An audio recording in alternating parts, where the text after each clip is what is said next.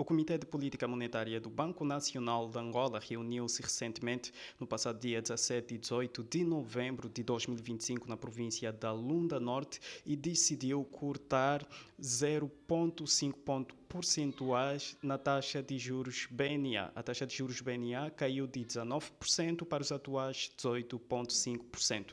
Também decidiu reduzir a taxa de juros de facilidade permanente de cedência de liquidez de 20% para os atuais 19,5%, que é uma taxa utilizada para ceder liquidez aos bancos. Por sua vez, também decidiu reduzir a taxa de juros de facilidade permanente de absorção de liquidez de 17% para os atuais 16,5%, que é uma taxa utilizada para absorver a liquidez. Portanto, se quiser saber mais sobre o modo de funcionamento dessas taxas, vai ficar aqui um vídeo no card, não é, para acompanhar da melhor forma. O corte na taxa de juros diretória é justificada pela tendência de queda da nossa taxa de inflação, que saiu de 18,16% em outubro para os atuais 17,43%. Desta forma, o governo acredita que 2026 será um ano de maior estabilidade econômica,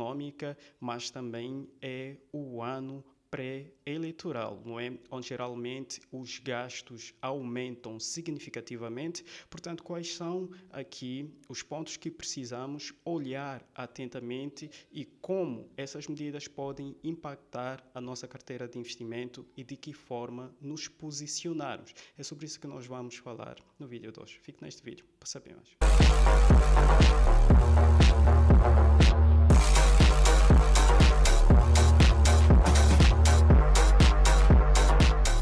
E aí, capitalista selvagem, seja bem-vindo a mais um novo vídeo aqui no canal. Eu sou o V. Malans e você está a assistir ao Pregão Info. Já sabe, se quiser aprender a investir melhor, não é, dominar os mercados, nós temos aqui o nosso treinamento Me Realizando. Se lhe interessar, o link vai ficar aqui abaixo na descrição para que você possa participar, não é, e aprender aí a dominar os mercados com vista à maximização dos seus rendimentos de forma muito mais cuidadosa. 2025 foi um ano super desafiador e até a nível global foi um ano de inflação muito mais elevada.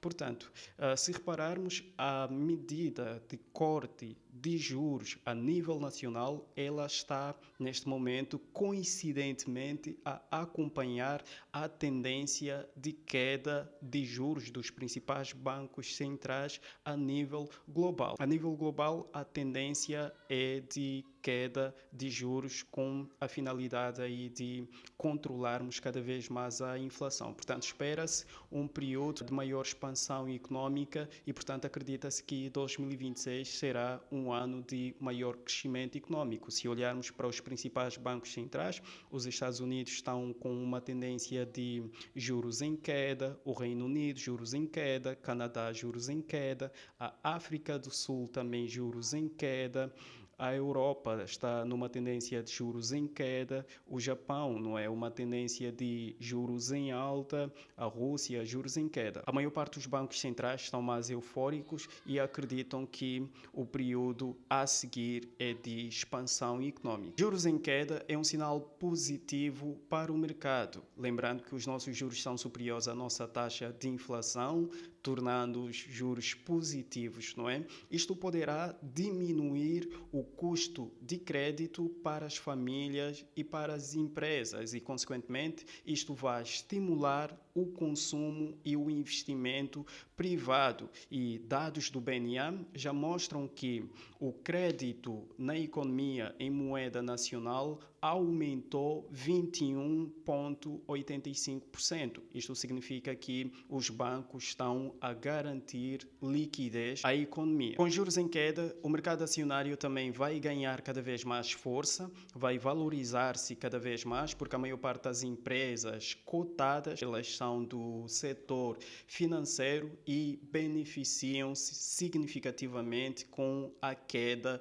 dos juros. Relativamente ao segmento de renda fixa, Como os juros estão em queda, isto pode ser um sinal de que as próximas emissões de títulos de dívida pública em 2026 poderão se dar a taxas inferiores à dos títulos existentes no mercado. Isso pode levar os investidores a migrarem do setor de renda fixa para o setor de renda variável em função da rentabilidade. Entretanto, apesar destas boas notícias nos levarem cada vez mais ao otimismo, ainda persistem alguns sinais de risco que precisamos aqui analisá-los. O primeiro sinal de alerta relacionado a todo esse otimismo que está-se a criar na nossa economia está relacionado com o facto de que as exportações elas continuam a cair, segundo dados do BNA, elas caíram 17,3%, enquanto que as importações elas continuam a aumentar, aumentaram 13,50%. Isto significa que a médio prazo corre-se o risco de redução de entrada de divisas estrangeiras no país e, consequentemente, isto poderá elevar a inflação. E o segundo sinal de alerta reside no facto de que, segundo dados do BNA, as nossas reservas internacionais servem para cobrir aproximadamente 8 meses de importações.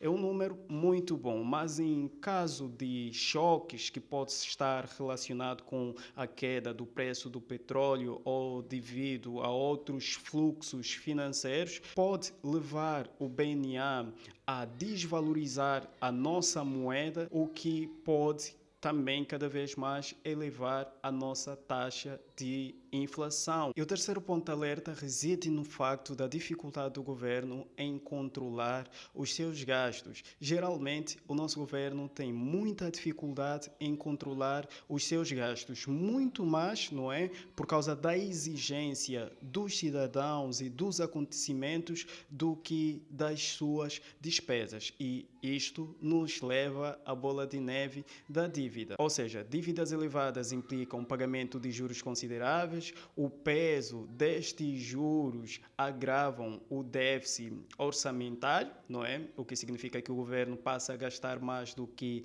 arrecada, e este facto aqui conduz a novos endividamentos para que se possa fazer a cobertura dos déficits e, consequentemente, isto passa a elevar significativamente o nível de juros a pagar e assim por diante se cria este ciclo vicioso. A maior parte dos países não estão preocupados em quitar completamente toda a sua dívida, mas os países com maior estabilidade, não é? Elas dispõem de políticas monetárias super eficientes e prontas para solucionar o problema do déficit orçamentário. Resumidamente, a dívida não é o principal problema, mas sim a estratégia por detrás dela. Se olharmos para os países mais endividados, em primeiro lugar nós temos o Sudão, com uma dívida de 130 bilhões de dólares, representa 261,4% do seu PIB. É a dívida mais elevada. Em segundo lugar, nós temos o Japão, não é? Com aproximadamente 5 bilhões de dívida líquida, não é? O que representa 133% do seu PIB. Depois nós temos a Singapura, a Venezuela, temos o Líbano, a Grécia. Os Estados Unidos estão na 11ª posição, com uma dívida líquida de aproximadamente 29 bilhões, que representa 97% do PIB. Daí que o principal problema não é a dívida, mas sim a estratégia por detrás dela. Tomemos como exemplo o caso dos Estados Unidos da América. Metade da dívida dos Estados Unidos da América pertence a instituições financeiras e 2/3 dessas instituições são americanas. O Tesouro emite dívidas, os investidores compram e grande parte desta dívida depois é recomprada pela Reserva Federal. Os impostos dos cidadãos é que pagam os juros e depois esses juros aqui voltam voltam para as instituições que financiam o sistema financeiro. Ou seja, é uma dívida estruturada para que possa estar maioritariamente limitada ao sistema financeiro americano, garantindo maior sustentabilidade das finanças públicas. Quando olhamos para o Japão, que tem uma dívida de 133% comparativamente ao seu PIB, não é? Que é consequência de vários estímulos econômicos e devido ao envelhecimento populacional, a maior parte da dívida japonesa ela é interna, ela também está limitada ao sistema financeiro do Japão. Mas quando olhamos para o Sudão, que é consequência de conflitos armados, perdas econômicas, não é? A maior parte da dívida do Sudão é externa e insustentável e com um grande risco de colapso fiscal. No nosso caso, olhando especificamente para o nosso OGE de 2026, que já foi aprovado na Generalidade, não é? Ainda está em negociação, orçado em 33,2 bilhões de kwanzas. Quando olhamos para a estratégia de financiamento deste OGE, o nosso governo prevê que 23,85% do total do nosso OGE vai ser financiado com dívida externa, enquanto que somente 21,39% se tratará de dívida interna, ou seja, nós vamos utilizar maioritariamente dívida externa. Quando a nossa estratégia de financiamento é muito mais voltada a nível externo, isto nos leva a um risco significativo de corrermos várias pressões que podem estar relacionadas com a queda do preço do petróleo ou dos outros fluxos financeiros que consequentemente podem afetar a economia. Isso pode levar a cortes de gastos, pode levar o governo a estar pressionado a emitir mais títulos de dívida pública a nível nacional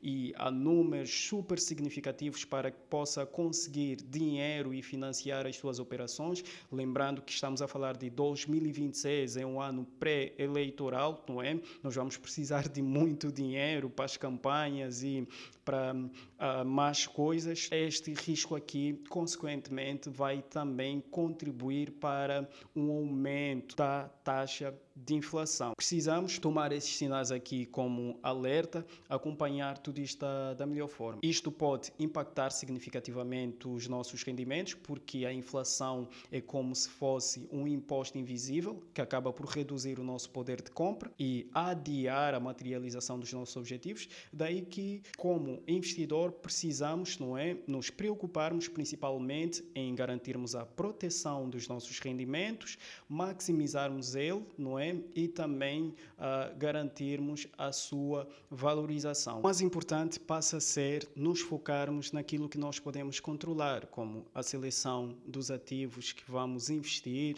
Precisamos conhecer muito bem o fundamento desses ativos, sabermos realmente o que é que nós temos na carteira. Vamos nos focar na nossa alocação, as contribuições mensais que vamos estar aí a realizar, nos focar em diversificarmos da melhor forma a nossa carteira e também nos focarmos em realizarmos um plano financeiro, não é?